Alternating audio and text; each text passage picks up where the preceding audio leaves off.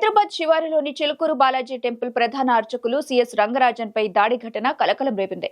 రంగరాజన్ ఇంట్లో ఉన్న సమయంలో ఆయనపై కొందరు దాడి చేశారు. పోలీసులకు ఫిర్యాదు చేయడంతో ఈ సంఘటన ఆలస్యంగా వెలుగులోకి వచ్చింది. తనపై 20 మంది దాడి చేశారని, దీనిపై పోలీసులకు ఫిర్యాదు చేశామని రంగరాజన్ తెలిపారు. దీంతో ఈ ఘటన 2 తెలుగు రాష్ట్రాల్లో సంచలనంగా మారింది. ఈ దాడిపై హిందూ సంఘాలన్నీ భగ్గుమన్నాయి. పలువురు రాజకీయ నాయకులు రంగరాజన్ కు సపోర్ట్ గా నిలిచారు. ఇదిలా ఉంటే తాజాగా రంగరాజన్ పై జరిగిన దాడిపై AP deputy CM Pawan Kalyan స్పందించారు. వాళ్లకు స్ట్రాంగ్ వార్నింగ్ ఇచ్చారు. రంగరాజన్ పై జరిగిన దాడి ఘటనపై తీవ్ర స్థాయిలో స్పందించారు జనసేన అధినేత AP deputy CM Pawan Kalyan. ఈ దాడి దురదృష్టకరమని తీవ్ర ఆవేదనకు లోనయ్యారు. ఈ దాడి ఒక వ్యక్తిపై కాదని ధర్మ పరిరక్షణపై జరిగిన దాడిగా భావించాలని స్పష్టం చేశారు. దీన్ని తాను తీవ్రంగా ఖండిస్తున్నానని తెలిపారు. కొన్ని దశాబ్దాలుగా రంగరాజన్ ధర్మ పరిరక్షణకు, ఆలయాల వారసత్వ సంప్రదాయాలు, పవిత్రతను కాపాడేందుకు తప్పిస్తూ పోరాటం చేస్తున్నారన్నారు. రామరాజ్యం సభ్యులమని చెప్పి వెళ్లిన ఒక మూక రంగరాజన్ పై దాడి చేయడం వెనుక ఉన్న కుట్ర ఏంటి అనేది పోలీసులు నిగ్గు తేల్చాలన్నారు.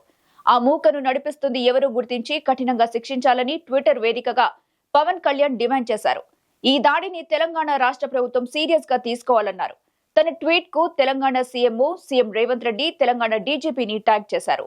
సనాతన ధర్మ పరిరక్షణ కోసం రంగరాజన్ తనకు పలు విలువైన సూచనలు అందజేశారన్నారు పవన్ కళ్యాణ్. టెంపుల్ మూవ్మెంట్ అనే కార్యక్రమం ఏ దశలో ప్రారంభించాల్సి వచ్చిందో తెలిపారు. హిందూ ఆలయాల నిర్వహణ, ధర్మ పరిరక్షణపై ఆయన ఎంతో తపన పడుతున్నారని గుర్తు చేశారు. రంగరాజన్ పై జరిగిన దాడిని ప్రతి ఒక్కరూ ఖండించాలని పిలుపునిచ్చారు. చిలుకూరు వెళ్లి రంగరాజన్ ను పరామర్శించి అండగా ఉంటామని, ఆయనకు భరోసా ఇవ్వాలని జనసేన తెలంగాణ విభాగానికి దిశానిర్దేశం చేశారు పవన్ కళ్యాణ్. అసలేం జరిగిందంటే, రామరాజ్యం స్థాపన సంఘం అని చెప్పుకునే కొంతమంది వ్యక్తులు రీసెంట్ గా చిలుకూరుకి వెళ్లారు. అక్కడ ప్రధాన పూజారి రంగరాజన్ ఇంటికి వెళ్లి ఆయనతో వాగ్వాదానికి దిగారు. అంతటితో ఆగకుండా భౌతిక దాడులకు సైతం పాల్పడ్డారు. రంగరాజన్ ను నేలపై కూర్చోపెట్టి ఆయన గౌరవానికి భంగం కలిగించే విధంగా మాట్లాడారు. రామరాజ్యం సంస్థలో చిలుకూరుకు వచ్చే భక్తుల్ని కార్యకర్తలుగా చేర్పించాలని రంగరాజన్ ను బెదిరించారు. దీనికి ఆయన ఒప్పుకోలేదు. దీంతో ఆయనపై దాడికి తెగబడ్డారు.